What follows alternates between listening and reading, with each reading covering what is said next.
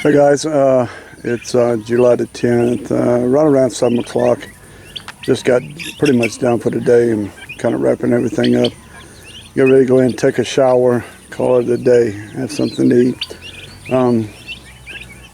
I just remembered that I had the peelings from a cucumber that I had for a snack last night. I like cucumbers with blue cheese dressing.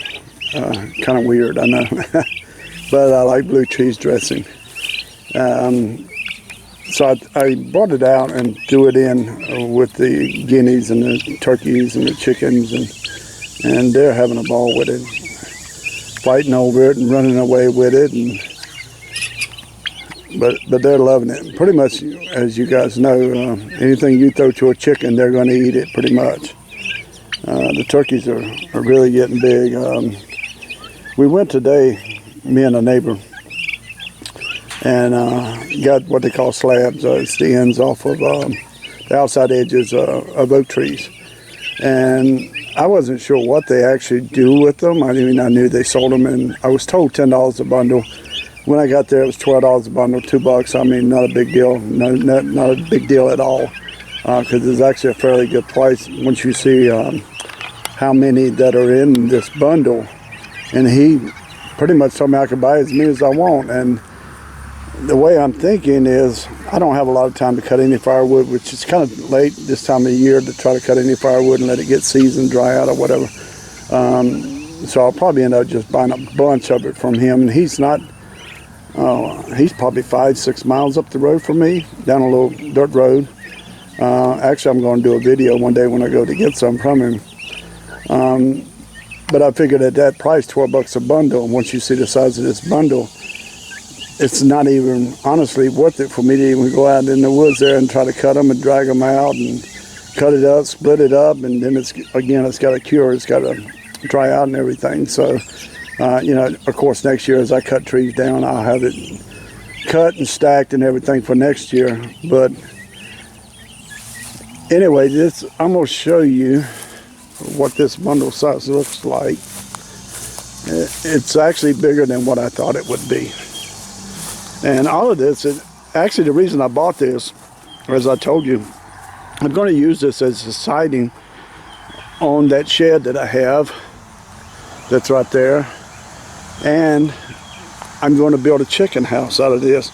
But I'm not going to build it out of plywood. I'm going to build it the old rustic way, the way they did in the old days.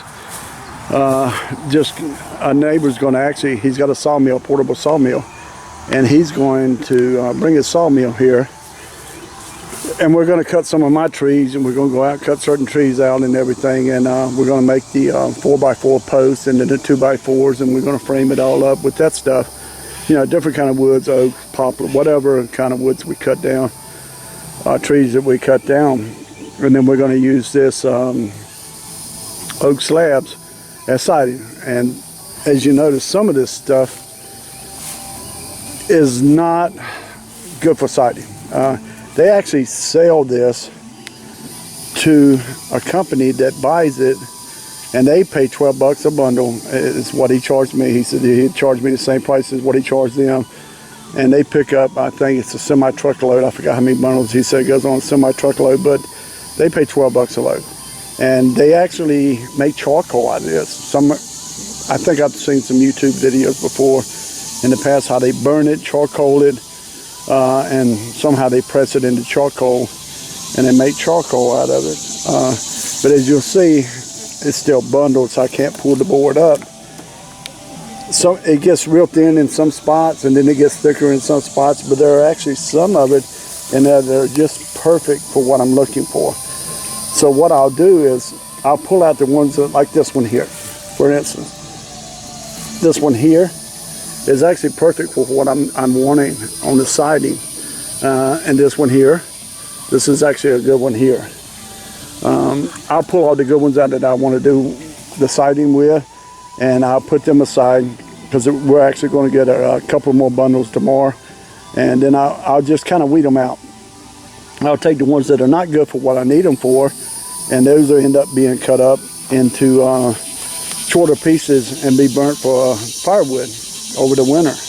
But that's actually a nice size stack of lumber there for 12 bucks. I mean, honestly, you can't beat it. You can't buy a cord, or actually what they call up here, and I still haven't figured out exactly how much is in a rick, but they call it a rick.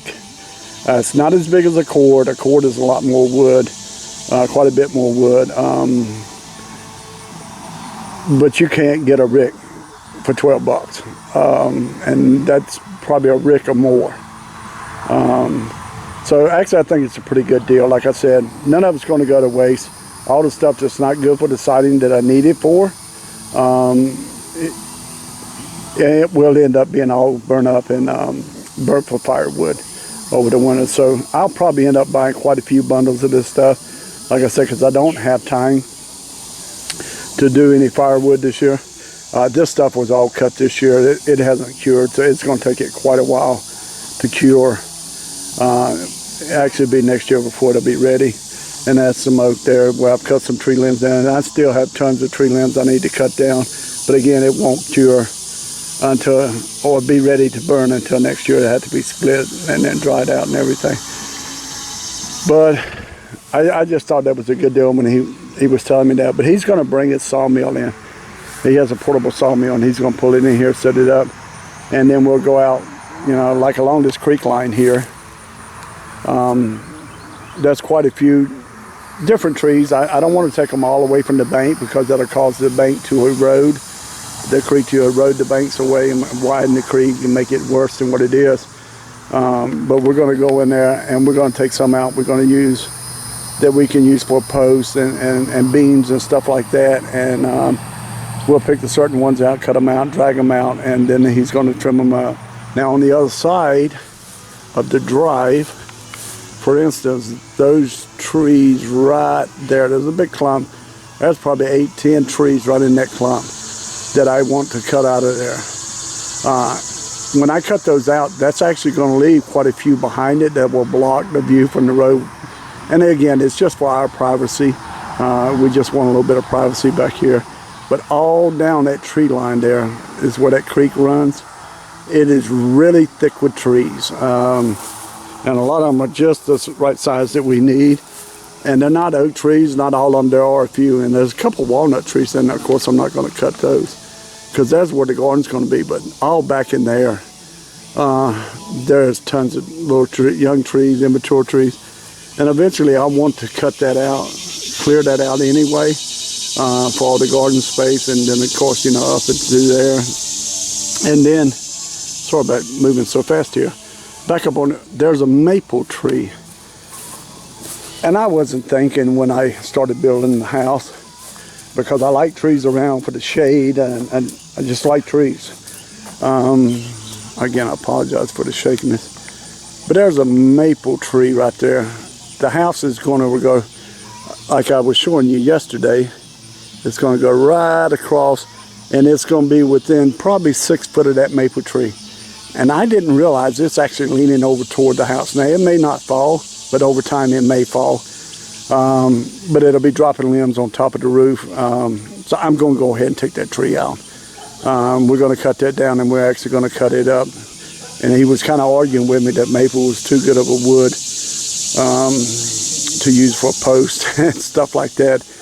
But right now I just need the post to make the chicken coop and the chicken pen. Now the new chicken pen is going to be it's going to be one building, but it's going to be a 2-section. One side, it's going to be a 20 by 20. One side, the chicken pen and the chicken coop is going to be for the turkeys. The other side is going to be for the laying hens. And like I said, this one that I built here, this one was built strictly for the guineas and the bannies for pest control. And that's one of the reasons it's a little small, because they won't be spending hardly any time at all in here, except mostly at night. But back up in there, it goes quite a ways up in there. And it's really, really thick, and there's a lot of young trees all back in there. I mean, honestly, I can cut enough that I need for what I need, and you would never know that I even cut it. Now, these trees right here, not the ones in the backside, but this one here where it has a little stump there, those are persimmon trees. I think they're males, from what I've been told, because they had no fruit at all on them last year. And the neighbor told me if they had no fruit whatsoever, then they were more than likely they're males. But he's got a bunch of persimmon trees on his property, and we're actually going to dig up a couple of females, the young trees, and transplant them down here, because right along here, and this is where I stake the goats out all the time, but all the way back, where you can see that pile back there, that's another burn pile we started. This is where the orchard's going to be. All the fruit trees and everything that we're going to go grow, blueberries, raspberries, apples, pears, thornless blackberries, quite a few other different things that my wife wants to grow in here. But anyway, this whole area here is going to be the orchard, and it goes all the way up to here. Again, it's a pretty big space, but this whole area is going to be nothing but the orchard, because my wife is a big fruit eater. She loves fruit. She'll eat fruit just for breakfast and nothing else.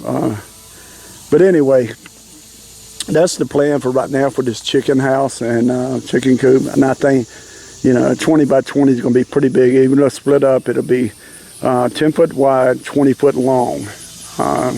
We're not going to keep a ton of turkeys, but my wife loves ground turkey, so we'll end up having to buy a grinder, actually, because she eats a lot of ground turkey, and I like ground turkey. We don't eat a lot of beef.